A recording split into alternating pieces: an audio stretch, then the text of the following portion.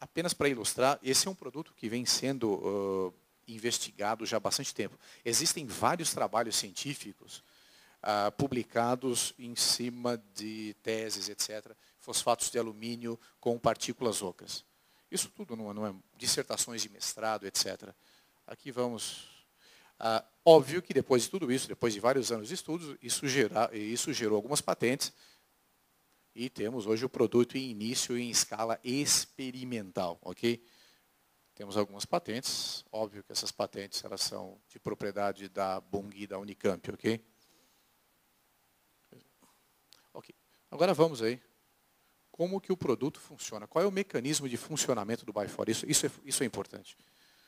Para que a gente possa entender isso de uma maneira um pouco mais científica aqui, né? Vamos tentar prestigiar um pouco mais o público aluno, né?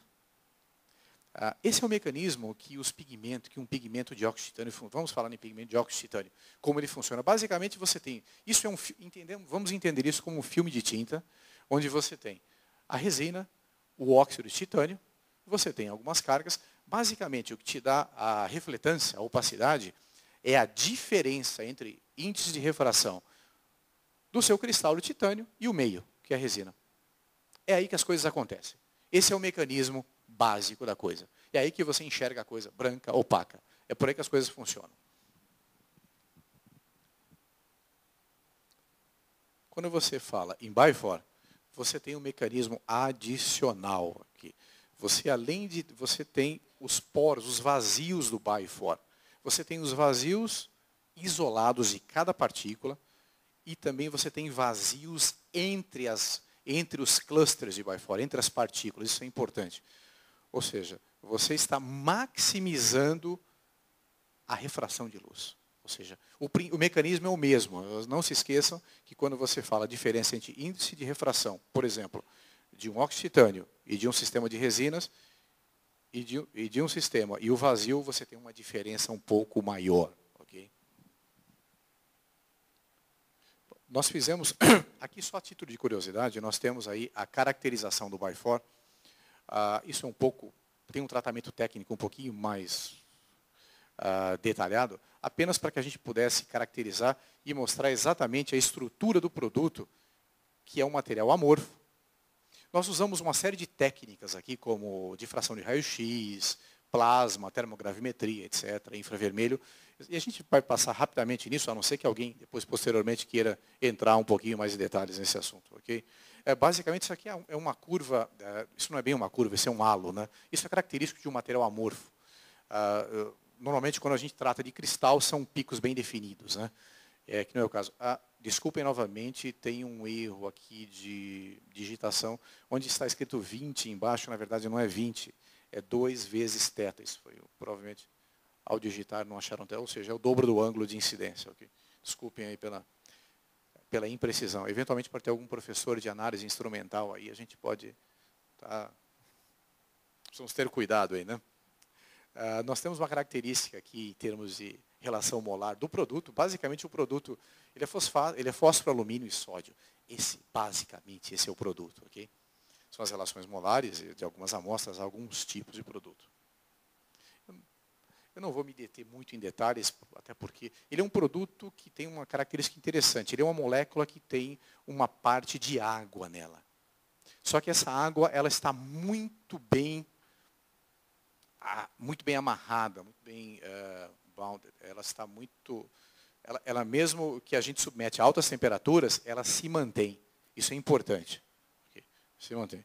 E a segunda evidência disso, além da termogravimetria, a segunda evidência, óbvio, é o espectro de infravermelho. Quando nós temos aí aquilo que é interrogação também é mais uma deficiência aí diríamos, de datilografia, não, de digitação, né?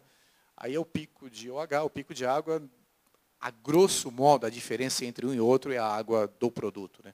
A água da molécula. A grosso modo, hein? Não vamos tomar isso ao pé da letra. Porque... um outro ponto importantíssimo, uma outra característica do Bifor importantíssima, que a gente gosta de ressaltar, é a parte de refletância, a parte de absorção de luz no visível. a gente pode observar que ele não absorve luz próximo do ultravioleta. Se nós observarmos o óxido de titânio, quando nós chegamos para a esquerda, ou seja, próximo do ultravioleta, ele está absorvendo luz. Ou seja, isso é um indício, e de fato é realidade, o óxido de titânio ele é fotocatalítico. Ou seja, ele tem a propriedade, traduzindo isso, ele absorve raios ultravioleta e promove aquilo que é o choking,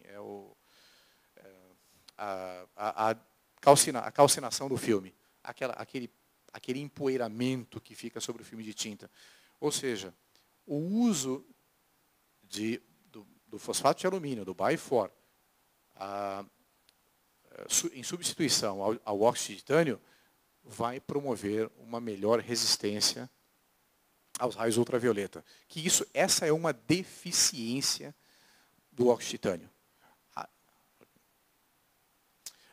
Aqui, só para reforçar, aqui existem, são imagens de microscopia eletrônica que evidenciam a estrutura de partículas ocas. Okay? Nós temos os contornos mais claros, são os menos densos, e os mais escuros, mais densos. Okay? Aí evidencia poros fechados. Nós temos aqui, óbvio que na técnica de microscopia, óbvio que o feixe ele traz calor, e a incidência de calor por essa técnica, ela efetivamente ela faz com que as partículas elas se fundam, mas você mantém o mesmo tamanho de partícula externo, o que muda, na verdade, o que muda, na verdade, é o tamanho dos poros. Eles se juntam aí, né? De uma forma bastante simplificada. Aqui nós temos aqui um outro contraste, aqui exatamente em plasma, exatamente o contrário. Aqui você tem o que é mais claro, com uma densidade um pouco maior, uma densidade mais elevada. Mas isso não importa muito. Agora essa é a contraprova. Essa é a contraprova. Isso aqui é também um fosfato de alumínio, quimicamente o mesmo produto que o Bifor. Quimicamente nós temos o mesmo produto que o Bifor. No entanto, óbvio, estruturalmente ele se comporta de maneira totalmente diferente. Óbvio, é esse exatamente o segredo de produzir o Bifor.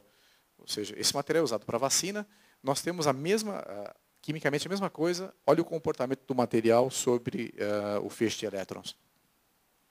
Ele não apresenta poros. Aqui começamos a falar um pouco sobre o Bifor, exatamente, especificações. Ou seja, ele tem especificações que nós poderíamos dizer aqui bastante semelhantes, típicas de um pigmento. Aqui nós poderíamos, a partir daqui que as coisas começam a ser um pouquinho mais, digamos assim, mais voltadas para a indústria de revestimentos. Ele tem propriedades típicas de pigmentos, de um slurry de pigmento comum, em geral, muito próximas, bastante típicas, que o credenciam a ser um pigmento. Na verdade, todos os outros substitutos que existem para óxido de titânio no mercado, eles não satisfazem a uma ou outra propriedade. Por isso que eles são considerados cargas, fillers, extenders, etc. Okay? Nós fizemos uma série de testes, onde não somente nós credenciamos laboratórios fora do Brasil, são laboratórios que trabalham como se fosse um IPT, por exemplo, que nós pedimos para que fizessem algumas fórmulas, fizessem uma série de testes para que nos deixassem, para que nós pudéssemos publicar essas informações, o que é fundamental. Ou seja, não que o mercado não acreditasse naquilo que nós preparamos, mas principalmente a gente passar ao mercado informações feitas por institutos que estão isentos, por exemplo, nós veremos dois institutos americanos. Essa é uma fórmula típica de um látex,